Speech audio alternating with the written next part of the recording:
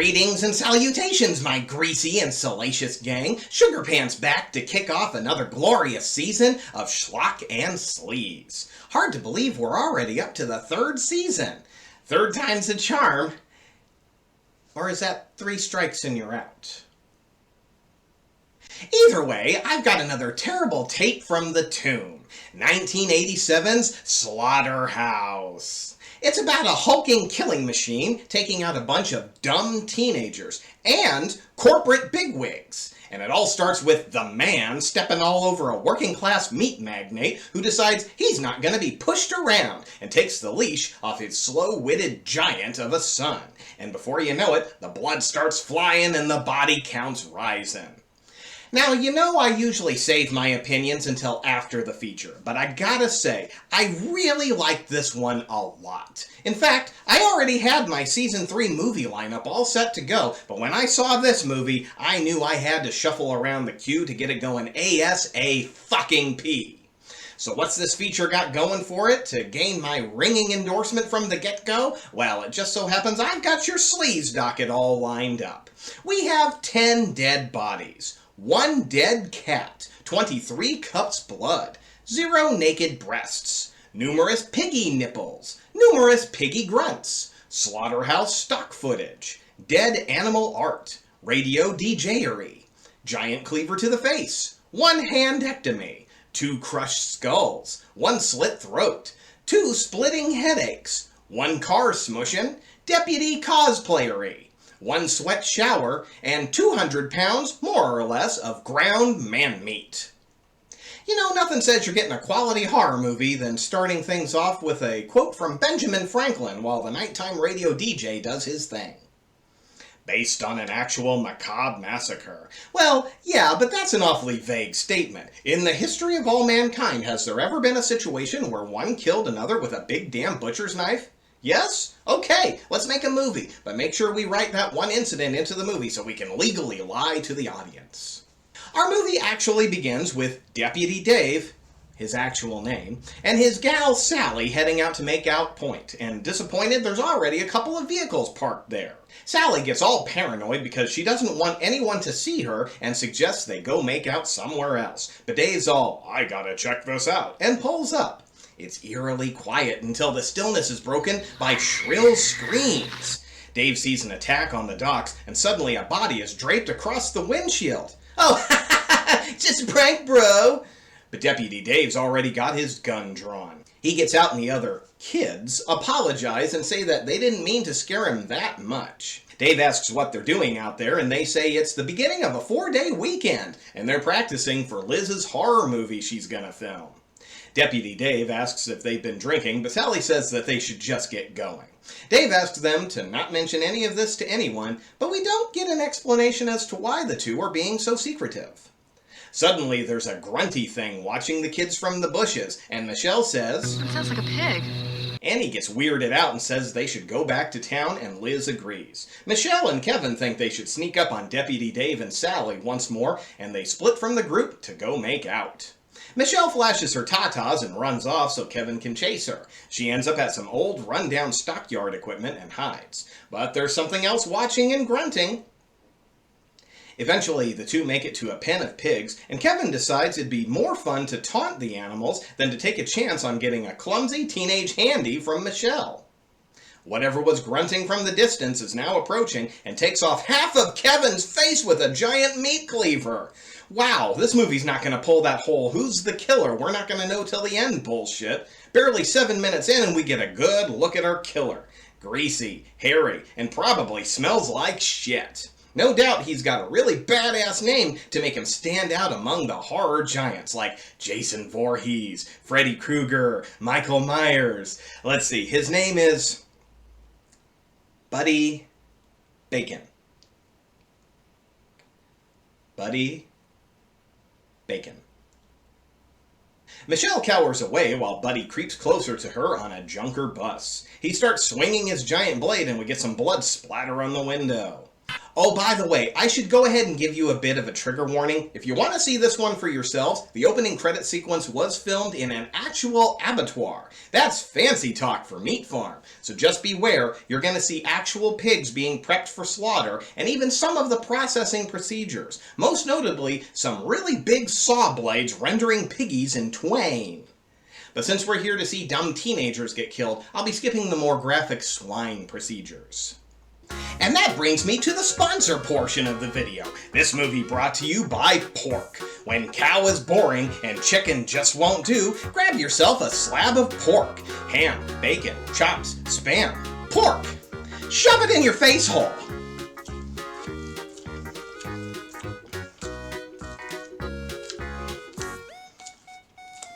After the slaughter porn, we get a meeting between Harold and Tom. The two are talking about Lester's meatpacking plant and how even after it's shut down, he won't sell. Tom suggests that Harold, a lawyer who's been working for Lester for years, help persuade the man to sell off his property before the county puts it up for auction. Meanwhile, Sheriff Borden is leaving his house for the day and nearly crashes into Skip, our 80s douchebag who drives a Jeep and is too cool for school. Sheriff Borden tells Skip he's not a bad kid, but he's pretty sure one day he'll be the one to scrape him off the highway. Skip bangs the horn and Liz comes running on out, and Skip almost kills a senior citizen on the way out.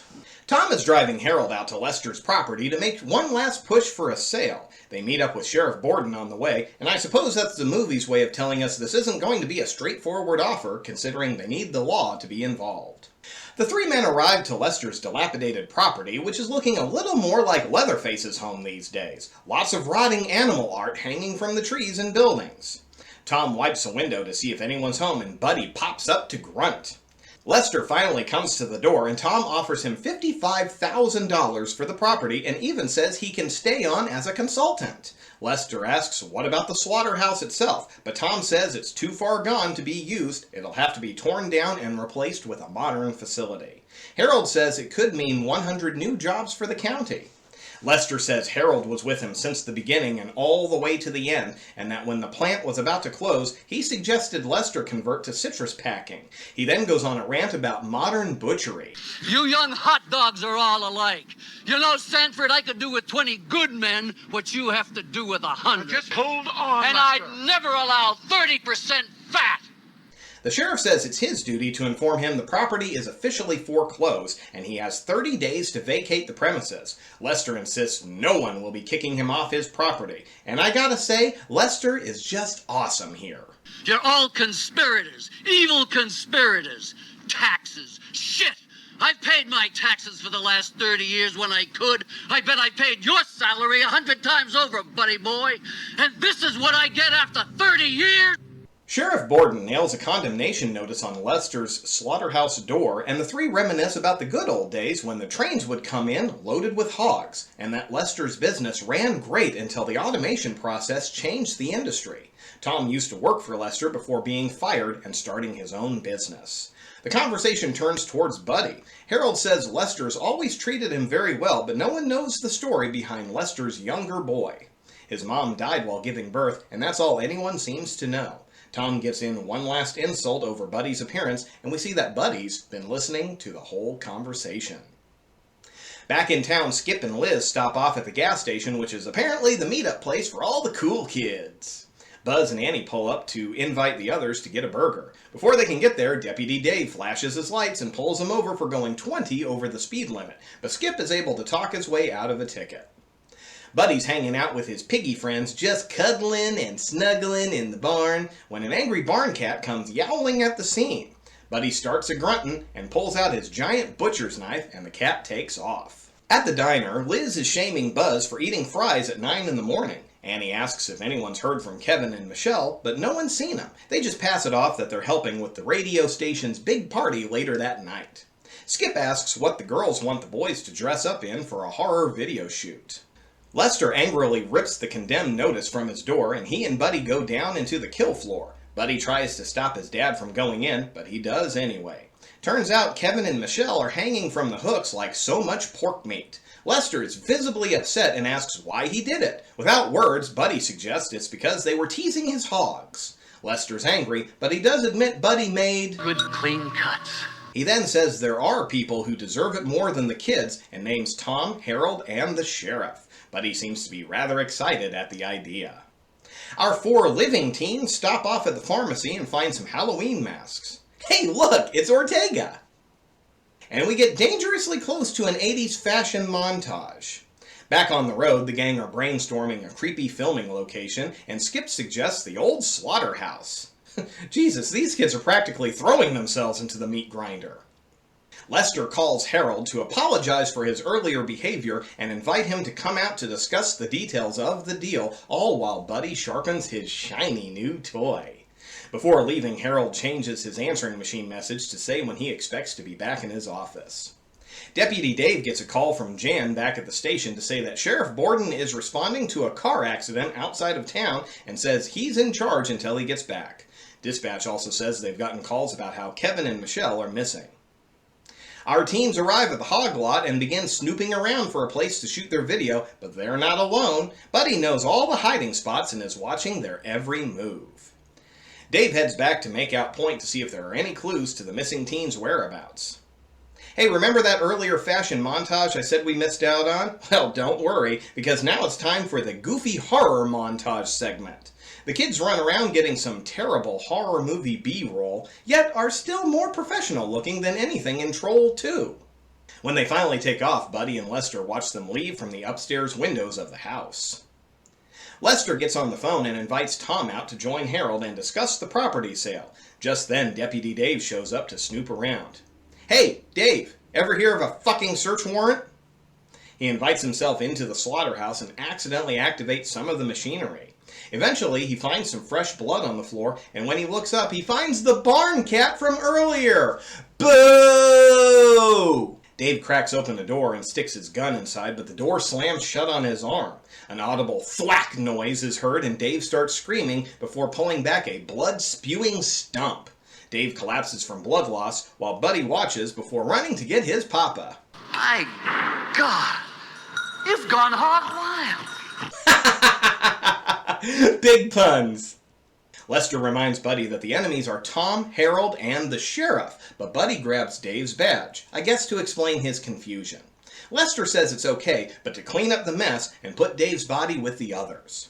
Harold arrives and Lester takes him for a walk through the facility to the darkest room he's got. Once inside, Lester gives him another rant about working against him before slamming the door shut and turning on the lights. Harold gets a good look at Buddy's handiwork and is kept in place by Buddy's swinging blade.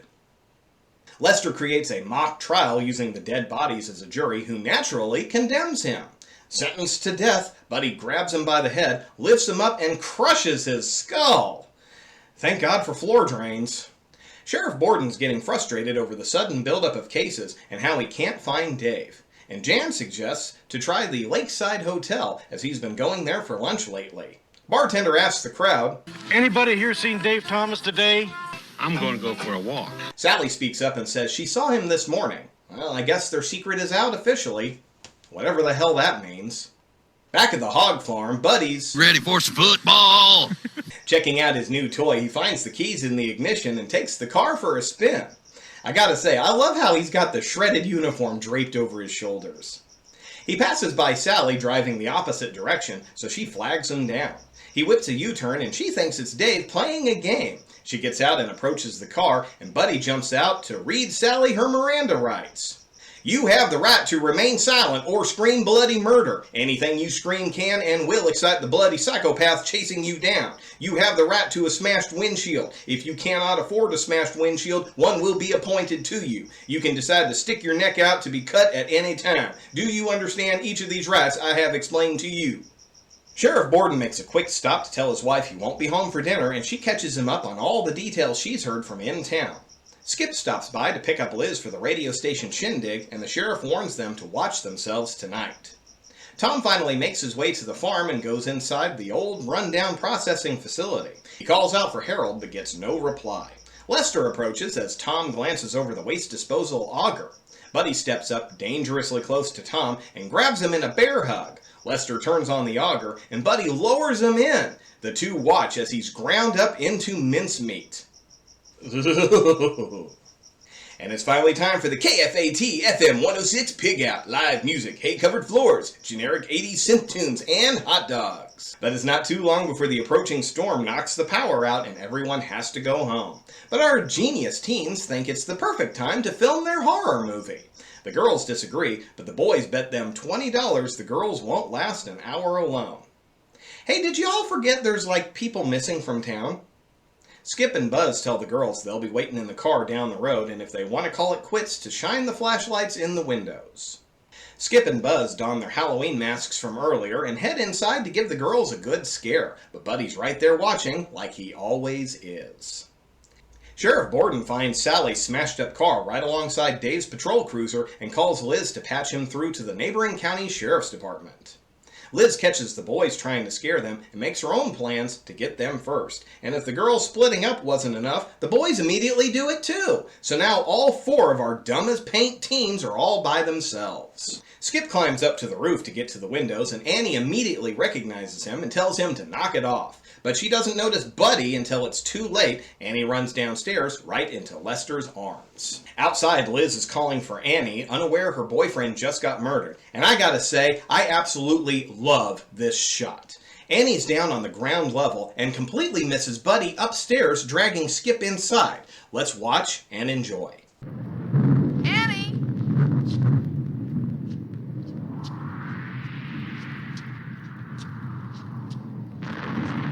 Yeah! Buzz!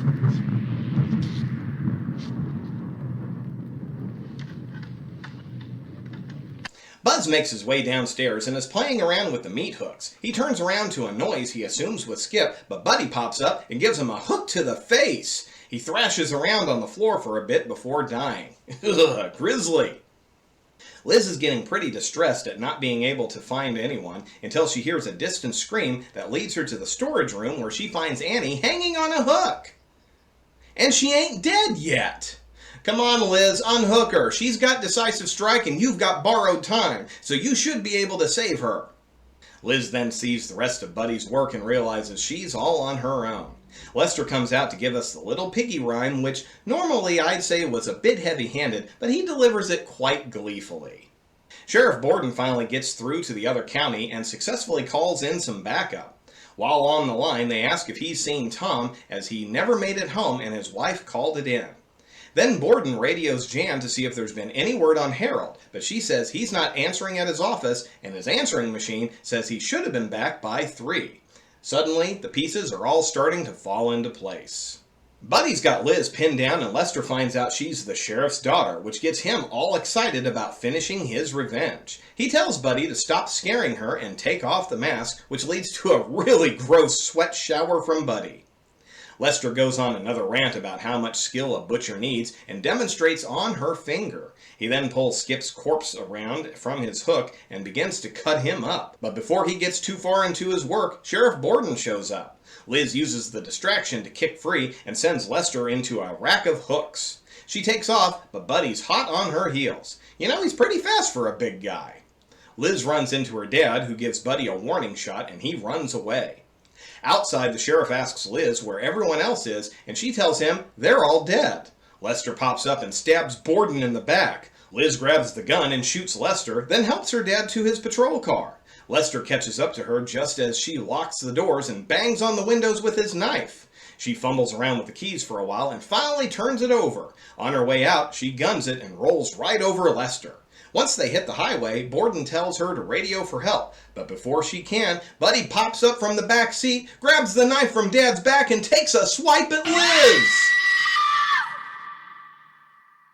And that's Slaughterhouse. I really enjoyed this one. The tone was exactly what I was hoping for. Just silly enough to be entertaining without tipping into parody territory. I mean, I don't mind horror comedies. I just prefer them to be more horror than comedy. Give me some silly, but make sure the blood and guts are plentiful. And that's exactly what you get with Slaughterhouse. Rick Rossler wrote and directed this one, and unfortunately, it's the only time he's done either task, which I think is a shame. This one was a very cohesive and entertaining product for a first-timer. By way of first-timers, I have definitely seen way worse. Joe B. Barton played our big baddie Buddy and was just a greasy, sweaty delight. No lines, just grunts. But boy did he capture that spotlight anytime he was on screen. He was also in Blood Diner, but not much else. There was a planned sequel, but apparently it never made it past the scripting stage. Don Barrett played Lester Bacon, the fanatical butcher adamant to not see modern technology and profit margins destroy the art of meat processing. Along with Buddy, his performance was just a pleasure to watch. Maniacal one minute, charming the next. Unfortunately, just like Joe B. Barton, Don didn't get much work. He had a small part in Hobgoblins, but we won't dredge up that mess. Our almost final girl, Liz Borden, get it? Got her acting debut in Slaughterhouse and has had a few acting credits since then, but she's had more success in the world of stunts, working on projects like Sid and Nancy, The Pink Panther, Breaking Bad, Westworld, and Jane the Virgin. And that's about it, which really is a shame as this movie is a solidly made project. Good acting, good effects, good gore. I generally knock points off for not having any skin, but this is the kind of movie where I don't mind looking the other way for that. Did Slaughterhouse break new ground? Absolutely not. But it's a very fun addition to the world of slasher flicks that should have done better than it actually did. So a pretty good start to season number 3, but there's still more grisly goodies on the way. So until I greet you again, this is your old pal Sugar Pants. See you in your dreams.